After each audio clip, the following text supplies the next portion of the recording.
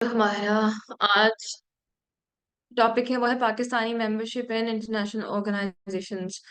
होता ये है कि अक्सर पूछा जाता है कि पाकिस्तान की जो मेंबरशिप है वो ऑर्गेनाइजेशंस में कब हुई है, ये इस ऑर्गेनाइजेशन का पार्ट पाकिस्तान कब बना, या इस सन में कौन सी ऑर्गेनाइजेशन में, इंटरनेशनल ऑर्गेनाइजेशन में पाकिस्तान ने शमूलियत इख्तियार की है। ये आपसे क्वेश्चंस पूछे जाते हैं। पास पेपर में भी आपने देखा होगा शंघाई फाइव की बात है कि शंघाई फाइव का कब, जारी बात है उसका हिस्सा तो हम नहीं बने। तो उसके बाद शंघाई एससीओ जब बनी है 64 में खत्म हुई है, तो उसके बाद जब एससीई बनी है फिर वो 94 में खत्म हुई है, फिर वो एससीओ जो बनी उसमें पाकिस्तान ने एज ए मेंबर जो है वो शमूलियत इख्तियार की, फिर 2017 में से परमानेंट। ये सारे क्वेश्चन आपके पास पेपर्स में आए हुए हैं। तो आज हम देखेंगे कौन कौन सी ऑर्गेनाइजेशन से इंपॉर्टेंट ऑर्गेनाइजेशन जिसमें पाकिस्तान मेंबर रहा है या है, और कब मेंबरशिप ली है। ये जो है हमारे पास क्वेश्चंस आते रहते हैं। सबसे पहले हमने यूनाइटेड नेशंस, आपको याद होगा ये पहले भी हमने पढ़ा था जब हम टाइम इन कर रहे थे, कि 1947 में 30 सितंबर को यूएन का पार्ट बना है Pakistan. Pakistan join the United Nations on 30 सितंबर 1947। 30 सितंबर 1947 में पाकिस्तान जो है वो यूनाइटेड नेशंस का हिस्सा बना है। उसके अलावा 1947 में ही जो है पाकिस्तान ने पोस्टल यूनियन जो है, यानी जहाँ यूनिवर्सल पोस्टल यूनियन आपके पास, कि आप ऑल ओवर द वर्ल्ड जो है वो अपना पोस्टल सिस्टम स्टार्ट कर सकते हैं, यानी पोस्टेड सिस्टम, खतूत का जो है वो तबादला एक्सचेंज अपना जो है वो, जब तक आप उनके साथ रजिस्टर नहीं होते आप वो सेटअप नहीं कर सकते। तो पाकिस्तान ने 10 नवंबर 1947 को यूनिवर्सल पोस्टल यूनियन जो है वो ज्वाइन की है। पहले आपने जो है वो यूएन ज्वाइन की है, फिर आपने जो है 1947 में ही यूनिवर्सल पोस्टल यूनियन ज्वाइन कर ली। अच्छा, कॉमनवेल्थ क्या है? कॉमनवेल्थ वो कंट्रीज हैं जो फॉर्मल कॉलोनियल जो है एम्पायर का हिस्सा थी ब्रिटेन की, और उसके बाद जो है वो जब वहां से सेपरेट हुई हैं एज डिफरेंट कंट्रीज, तो उन्होंने जो है वो कॉमनवेल्थ उन्हें कंट्रीज कहा जाता है। और कॉमनवेल्थ कंट्रीज का जो है एक अपनी ऑर्गेनाइजेशन थी जो पाकिस्तान ने ज्वाइन की है 1947 में। 1947 में कॉमनवेल्थ ज्वाइन की है पाकिस्तान ने। फिर इंटरनेशनल लेबर ऑर्गेनाइजेशन 1947 में ही ज्वाइन की है। यहाँ पे आपको टाइपिंग एरर मिलेगा, ये है 2 लिखा हुआ है, दैट इज 1947 है। तो 1947 में जो है ना उसको, ये वन है, 1947 में इसको ज्वाइन किया है पाकिस्तान ने। अब पाकिस्तान ने जो है 1947 में 4 से 5 इंटरनेशनल ऑर्गेनाइजेशंस ज्वाइन की हैं। सबसे पहले यूएन ज्वाइन की है, फिर 1947 में ही जो है याद होगा हमने पहले पढ़ा है टाइमलाइन में, फूड एंड एग्रीकल्चर ऑर्गेनाइजेशन जो है वो यूएन की ज्वाइन की है हमने 1947 में ही। फिर हमने यूनिवर्सल पोस्टल यूनियन ज्वाइन की है नवंबर 10 1947 को।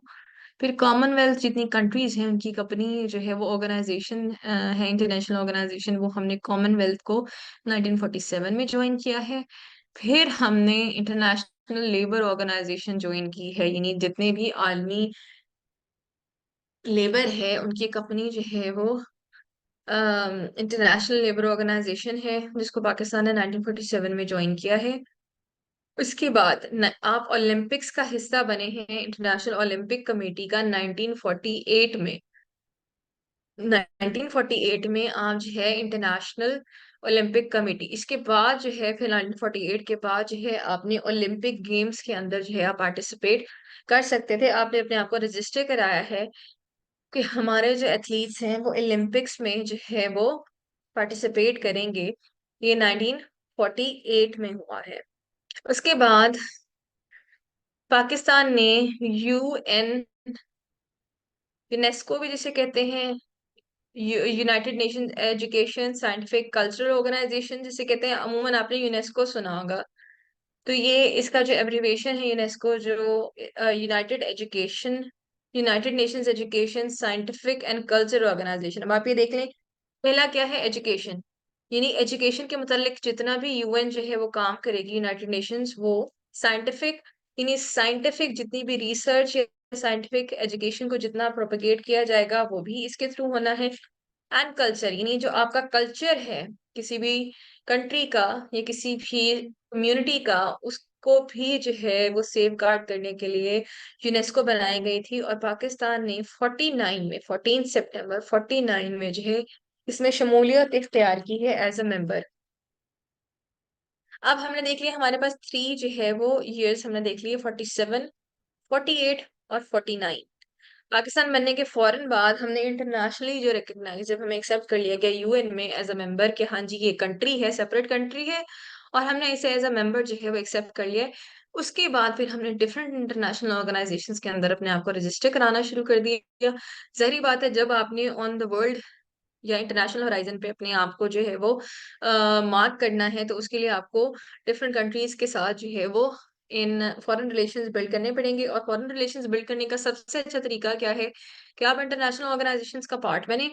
सही बात है, वहां पे फिर डिफरेंट सेशंस के दौरान, डिफरेंट कमेटी के दौरान आपकी डिफरेंट जो है वो ममालिक के मेंबर से मुलाकात होगी। वहां पे आप अपनी इंटरनेशनल लॉबिंग कर सकते हैं, अपने राइट्स के लिए लॉबी कर सकते हैं। Lobbying is a very big part of your foreign relations. जो आपकी फॉरेन ऑफिस होता है एक स्पेसिफिक कंट्री में, वो आपकी लॉबिंग का बहुत बड़ा पार्ट होता है। लॉबिंग इज समथिंग, ये एक नेगेटिव कॉनोटेशन भी है इसमें थोड़ी सी, लेकिन मोस्टली जो है अपने राइट्स के लिए या अपने जो है वो इंटरेस्ट के लिए कोई भी कंट्री जो है वो लॉबी करती है।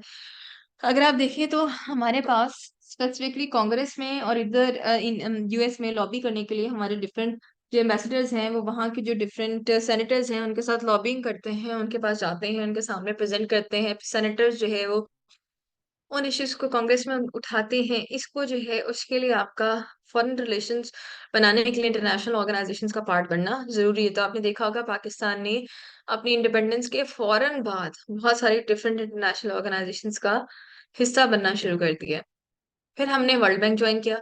जाहिर बात है, नेसेंट हमारी जो है वो स्टेट थी और हमें जो है वो सपोर्ट चाहिए थी, तो हमने जो है वो डिफरेंट ऑर्गेनाइजेशंस को ज्वाइन करना शुरू कर दिया। तो 50 में हमें जो है वो वर्ल्ड बैंक हमने ज्वाइन किया है। वर्ल्ड बैंक क्या है कि तमाम जो है वो कंट्रीज, उनको जो है रिजर्व्स,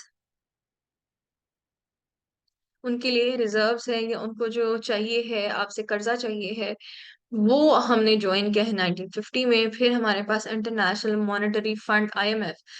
आईएमएफ और वर्ल्ड बैंक का जो है वो अंडरलाइंग थोड़ा सा प्रिंसिपल्स डिफरेंट है, बट ये एक ही उस पे काम करते हैं। ये है यूएस की जो है वो बेसिकली, जो आईएमएफ है, ये बेसिकली ज्यादा इन्फ्लुएंस है, अंडर यूएस के इन्फ्लुएंस में है, यूएसए के। और ये 1950 में स्टार्ट हुए हैं, जिस तरह इन्होंने डिफरेंट कंट्रीज को जो है वो देना शुरू कर दिया कर्जा। और फिर उसकी अगेंस्ट जो है उन्होंने बहुत सारी डिफरेंट कंट्रीज से जो है उसके लिए, अब आपका जब आईएमएफ की लेटेस्ट जो आपके पास आई है ग्रांट, उसमें इतना, जब आपके नए टैक्स लेवी होते हैं कि जी हाँ जी टैक्स बढ़ा दें, अपनी इंस्टीट्यूशन प्राइवेटाइज कर दें, आपकी स्टील मिल प्राइवेटाइज हुई है उसकी वजह से, आपके जो एयरलाइन प्राइवेटाइज हुए है, हो रही है।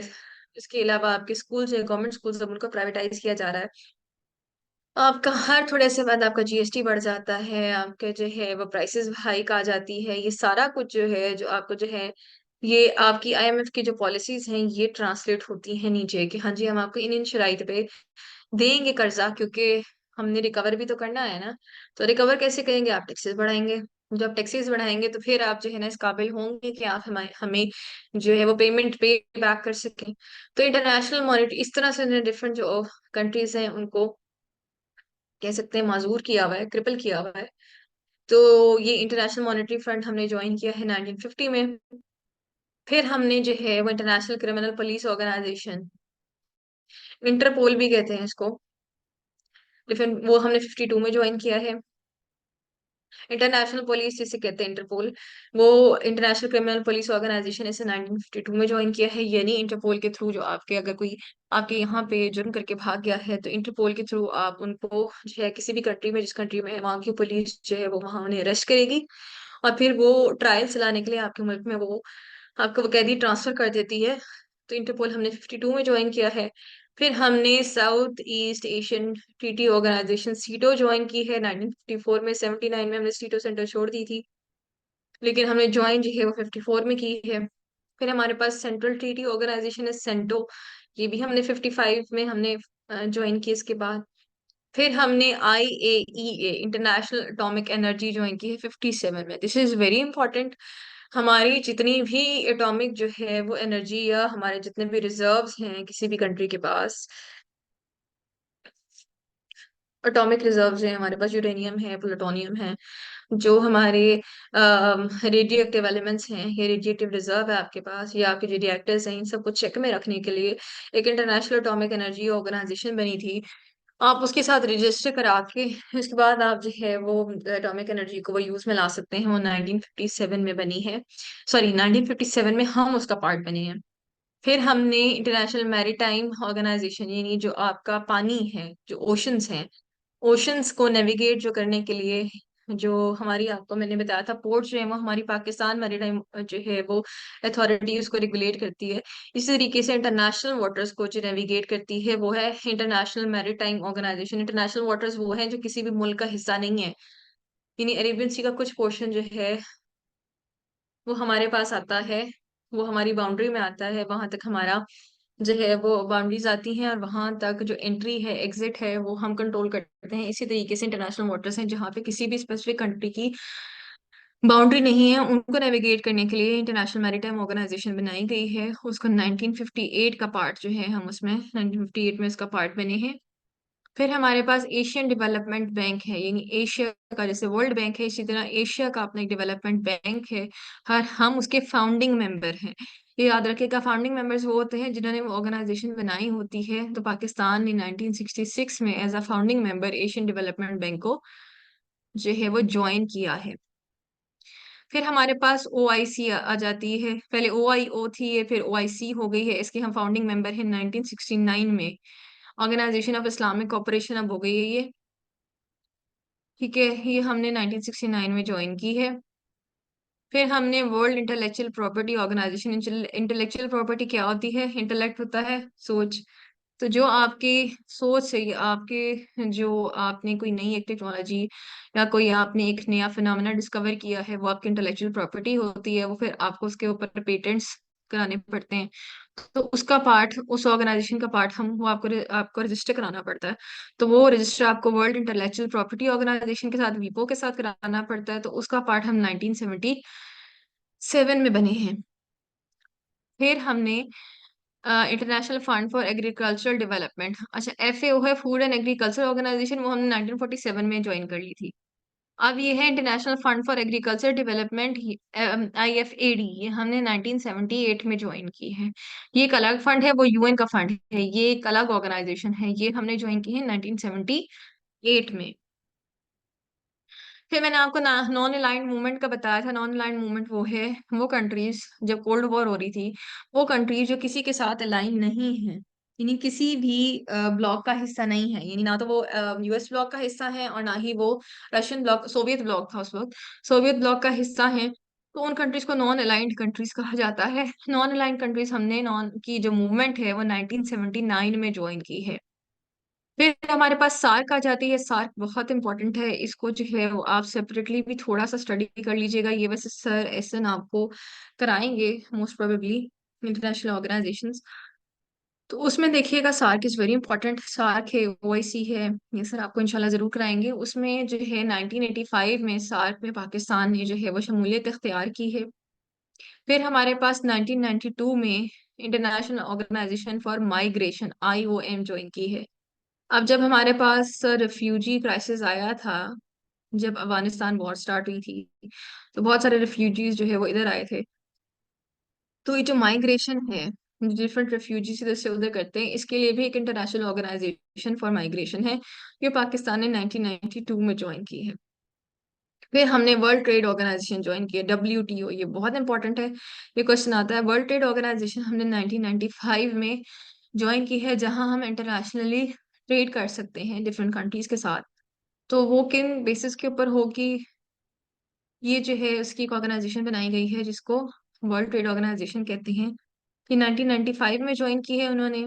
उसके बाद हमारे पास आ जाता है इकोनॉमिक कोऑपरेशन ऑर्गेनाइजेशन, ये भी हमने 1985 में ज्वाइन की है। इकोनॉमिक कोऑपरेशन ऑर्गेनाइजेशन जो है ये एक रीजनल ऑर्गेनाइजेशन है, जो हमने ज्वाइन की है ECO 1985 में। उसके बाद पाकिस्तान जो है वो शंघाई कॉरपोरेशन, मैंने आपको पहले बताया था, एससीओ का पूरा मेंबर बना है 2017 में। उससे पहले हमारे पास ऑब्जर्वर स्टेटस था। यहाँ तक हमारी इंटरनेशनल ऑर्गेनाइजेशंस हो गई हैं पूरी। ये इंपॉर्टेंट ऑर्गेनाइजेशन है। वैसे पाकिस्तान और भी बहुत सारी ऑर्गेनाइजेशंस, इंटरनेशनल ऑर्गेनाइजेशंस का पार्ट है, लेकिन जो है हमारे पास जो सबसे इम्पोर्टेंट है वो ये जो है इंटरनेशनल ऑर्गेनाइजेशंस हैं जो पूछी जाती हैं। तो ये आपने जो है ना अपने जहन में रखनी, इनको याद कर लीजिएगा। उसके बाद हम आते हैं पाकिस्तानी मीडिया पे। हमारे पास जो पाकिस्तानी मीडिया है, तीन मोड्स हैं हमारे पास: रेडियो, न्यूज़पेपर और टीवी। ठीक है, न्यूज़पेपर सबसे, रेडियो और newspaper oldest mode of communication है हमारे पास। पाकिस्तान जो है वो नेशनल पब्लिक ब्रॉडकास्टर के तौर पे जो है वो शुरू हुआ पाकिस्तान में। ये हमारे पास ओल्डेस्ट एग्जिस्टिंग ब्रॉडकास्टिंग नेटवर्क है। ब्रॉडकास्ट क्या होता है? ब्रॉड लेवल पे पहुंचाना, ब्रॉड लेवल पे कास्ट करना, यानी ब्रॉड लेवल पे जब आप पहुंचाते हैं इंफॉर्मेशन, उसे ब्रॉडकास्टिंग कहते हैं। ठीक है, तो हमारे पास जो ओल्डेस्ट वे है वो हमारे पास है रेडियो। रेडियो का एक ये भी बहुत इंपॉर्टेंट पॉइंट है कि जो लोग लिटरेट नहीं है, जो पढ़ लिख नहीं सकते, लेकिन उन्हें समझ तो आती है, वो सुन सकते हैं जब हम बात करते हैं, लैंग्वेज के थ्रू वो कम्युनिकेट तो कर सकते हैं ना। तो उन तक भी मैसेज तक की बात पहुंचाने के लिए आपका जो रेडियो है that is very important.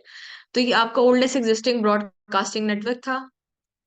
Pakistan जो है, रेडियो पाकिस्तान बना है 14 अगस्त 1947 को। मैंने आपको बताया था कि ऑल इंडिया रेडियो की पहले जो है वो 12 बजे से पहले जो है वो जो है ब्रॉडकास्टिंग हुई है कि ऑल इंडिया रेडियो है। और फिर उसके बाद जैसे ही 12 बजे हैं, 14 अगस्त जो है वो डेट आई है, तो फिर दोबारा आया जो है आपकी टेलीकास्ट हुई थी कि this is all India, sorry, all Pakistan radio Karachi, नहीं सॉरी, लाहौर से। पहली ब्रॉडकास्टिंग लाहौर से हुई है। तो वहां पहले आपको, वहां से आपकी ब्रॉडकास्टिंग स्टार्ट हो गई है 14 अगस्त से। और आपके जो चैनल्स हैं वो FM 101 और FM 93 हैं, जो पाकिस्तान का जो है वो ब्रॉडकास्ट करते हैं, जो पाकिस्तान के अपने चैनल्स हैं। प्राइवेट नहीं, गवर्नमेंट के जो है वो चैनल्स हैं 101 और FM 93 हैं। उसके बाद पाकिस्तान ब्रॉडकास्टिंग सर्विस जो है, इसे कहा जाता था जब ये इंसेप्शन इसकी स्टार्ट हुई है, पाकिस्तान ब्रॉडकास्टिंग सर्विस, और अब इसे नेशनल पब्लिक ब्रॉडकास्ट कहते हैं। अब ये इम्पोर्टेंट पॉइंट है कि 14 और 15 अगस्त की नाइट के दरमियान पहली अनाउंसमेंट जो है वो मुस्तफ़ा अली हमदानी ने की है। फिर जो है वो इंग्लिश में अनाउंसमेंट की है जहूर आजर ने।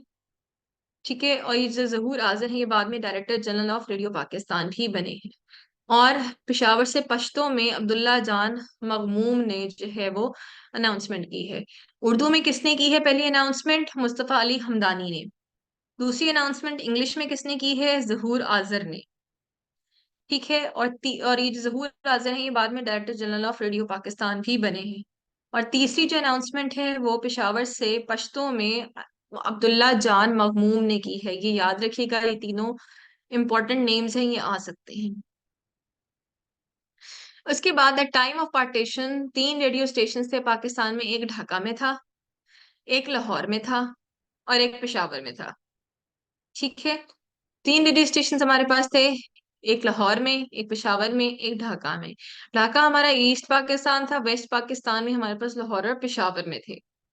ठीक है, 1972 में पाकिस्तान ब्रॉडकास्टिंग कॉरपोरेशन इसका नाम रख दिया गया था। 20 दिसंबर को इसका नाम जो है, पाकिस्तान जो है नेशनल रेडियो को पाकिस्तान ब्रॉडकास्टिंग कॉरपोरेशन PBC कह दिया गया था। ठीक है, PCB है पाकिस्तान क्रिकेट बोर्ड, और PBC है पाकिस्तान ब्रॉडकास्टिंग कॉरपोरेशन। इसको कंफ्यूज नहीं करना। PCB है पाकिस्तान क्रिकेट बोर्ड, और PBC है पाकिस्तान ब्रॉडकास्टिंग कॉरपोरेशन। तो इसको कंफ्यूज ना कीजिएगा। अगर क्वेश्चन आ जाए कि PCB कब बना था, तो 1972 में नहीं बना पाकिस्तान क्रिकेट बोर्ड। 1972 में पाकिस्तान ब्रॉडकास्टिंग कॉरपोरेशन बनी है, इसमें कंफ्यूज नहीं होना आपने। ठीक है, उसके बाद रेडियो सर्विसेज जो है वो और टेलीविजन ऑपरेशंस जो हैं वो पाकिस्तान टेलीविजन कॉरपोरेशन जो है, ये जो PCB है ब्रॉडकास्टिंग, इसमें रेडियो पाकिस्तान और पाकिस्तान की जो है PTV की जो है नशरियात हैं, ये दोनों आती हैं। इसमें PTV बुलान है, ये बलूचिस्तान का है, PTV ग्लोबल है, ये ऑल ओवर द वर्ल्ड दिखाया जाता है। पीटीवी होम है जो हम यहाँ पाकिस्तान में देखते हैं, जो उर्दू लैंग्वेज में है। फिर पीटीवी न्यूज है, पीटीवी स्पोर्ट्स है, पीटीवी वर्ल्ड है। मतलब ये जो सारे चैनल्स जो आपके पीटीवी के हैं, पाकिस्तान टेलीविजन कॉरपोरेशन के, और आपका रेडियो पाकिस्तान, ये दोनों मिला के आपका पाकिस्तान ब्रॉडकास्टिंग कॉरपोरेशन बनता है। पाकिस्तान ब्रॉडकास्टिंग कॉरपोरेशन आपकी जो है वो ऑर्गेनाइजेशन है। ठीक है, जो आप उसके आगे दो हेड्स हैं, एक रेडियो है, एक टीवी है। ठीक है, रेडियो में आपके पास एफ एम 103, एफ एम 92 93 आ जाते हैं। उसके अलावा जो प्राइवेट जो है चैनल्स हैं एफएम के, वो आ जाते हैं। फिर पाकिस्तान का जो है वो जो टीवी है, उसके ऊपर आपके पास जो गवर्नमेंट के चैनल्स हैं वो हैं Bolan, PTV global, home, PTV news, PTV sports और पीटीवी वर्ल्ड।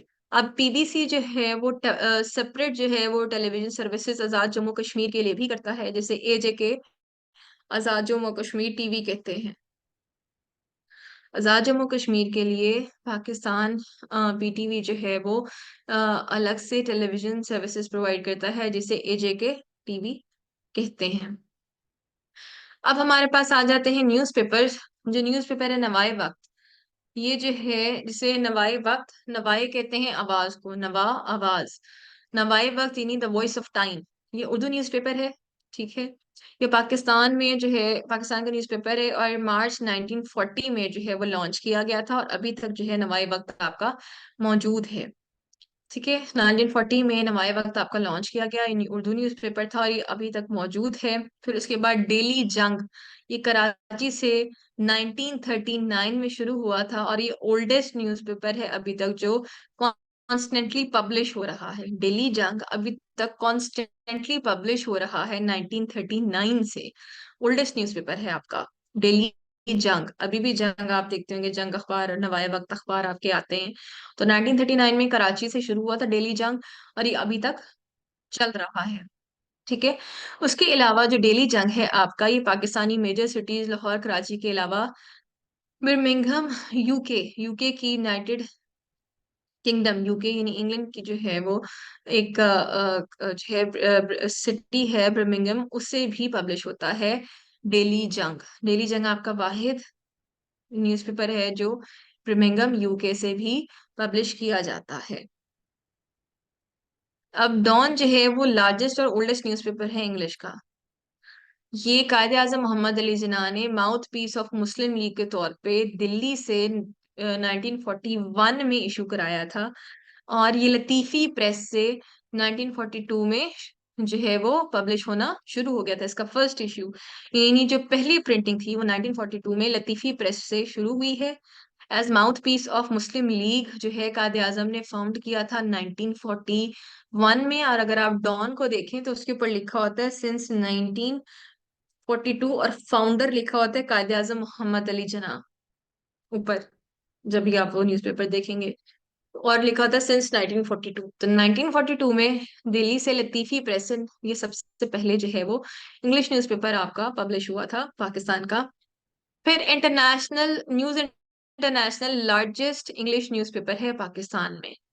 डॉन जो है वो हमारा मुस्लिम लीग के माउथ पीस के तौर पे कायद आजम ने फाउंड किया था 1942 में। अब इंटरनेशनल सबसे न्यूज इंटरनेशनल लार्जेस्ट है, और ये लंदन से भी पब्लिश होता है। इसका जो ओवरसीज एडिशन है न्यूज इंटरनेशनल का, ये लंदन से भी पब्लिश होता है। उर्दू न्यूज़पेपर में आपके पास जंग आ जाता है जब बर्मिंघम यूके से होता है, और ओवरसीज एडिशन जो है वो न्यूज इंटरनेशनल का, वो लंदन से होता है। ये दोनों यूके की सिटीज हैं, लंदन से होता है न्यूज इंटरनेशनल।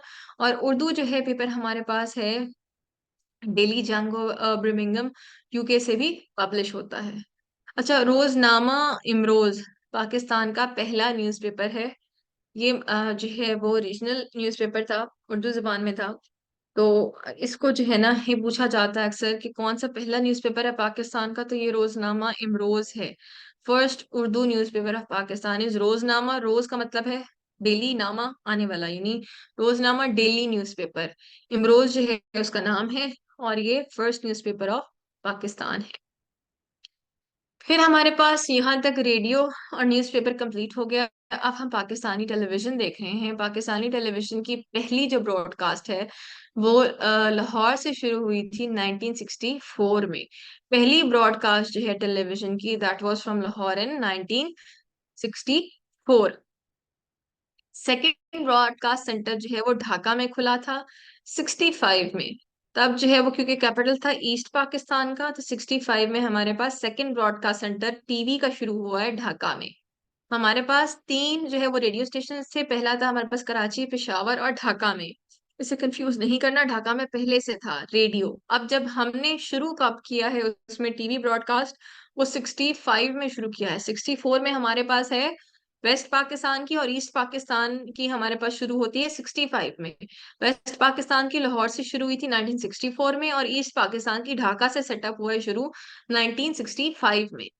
उसके बाद हमारे पास थर्ड ब्रॉडकास्ट जो है रावलपिंडी इस्लामाबाद, ये ट्विन सिटीज रावलपिंडी इस्लामाबाद के एरिया में हमारे पास 1965 में शुरू हुई है, और कराची में 1966 में शुरू हुआ है। ठीक है। 1964 में हमारे पास लाहौर से ब्रॉडकास्ट स्टार्ट हुई है, 1965 में हमारे पास ढाका से हुई है, 1965 में ही हमारे पास जो है वो रावलपिंडी इस्लामाबाद से हुई है, और 1966 में हमारे पास कराची से हुई है। यानी हमारे पास अब चार जो है पाकिस्तान टेलीविजन की ट्रांसमिशन शुरू हो चुकी है, चार सिटीज से। एक लाहौर, ढाका, रावलपिंडी इस्लामाबाद और कराची। फिर उसके बाद हमारी जो कलर ट्रांसमिशन है वो 1976 में स्टार्ट हुई है। 64 में हमारे पास black and white transmission start हुई है, कलर्ड हमारे पास 76 में आई है। ठीक है। याद रखिए, वो पहली जो पाकिस्तान की जंग थी 65 की, उससे पहले हमारे पास शुरू होगी ट्रांसमिशन किसकी, टीवी ब्रॉडकास्ट जो हमारे पास है ब्लैक एंड व्हाइट उसकी। और फिर 1976 में हमारे पास शुरू हुई है कलर ट्रांसमिशन, यानी जो अब हम कलर टीवी देख रहे हैं ये 1976 में आया है। उससे पहले आपके पास ब्लैक एंड व्हाइट टीवी होता था, वो 1964 में हमारे पास स्टार्ट हुआ है। अच्छा, जो हमारी पहली फीचर फिल्म है तेरी याद, पूछा जाता है तेरी याद कौन सी पहली फीचर फिल्म है, वो है तेरी याद, जो 7 अगस्त 1948 को जो है पार्टीशन ऑफ इंडिया के बाद ईद के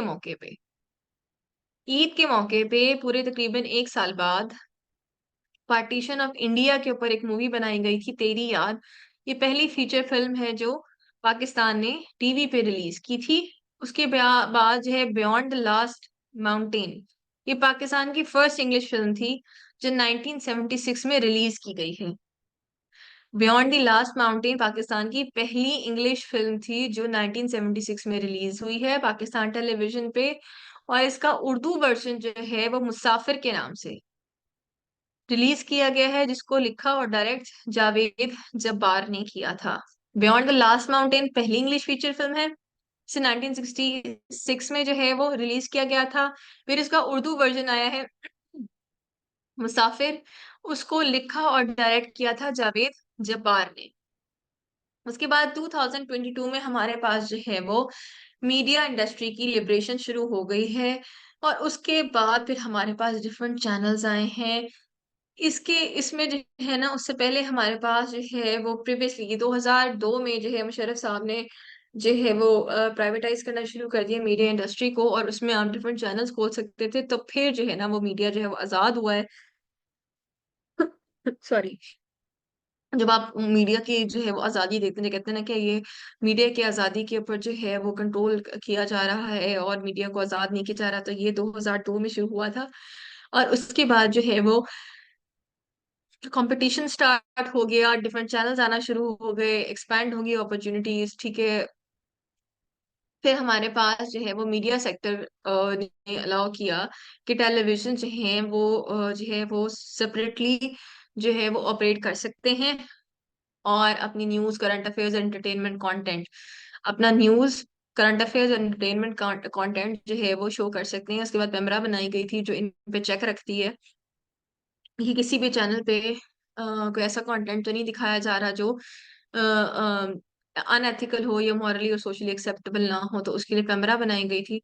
तो उससे पहले क्योंकि जो है वो मीडिया वो स्टेट कंट्रोल था, अब आपका मीडिया प्राइवेटाइज हो गया है, मीडिया सेक्टर को अलाउ कर दिया गया है कि टीवी चैनल्स है वो ओपनली ऑपरेट कर सकें।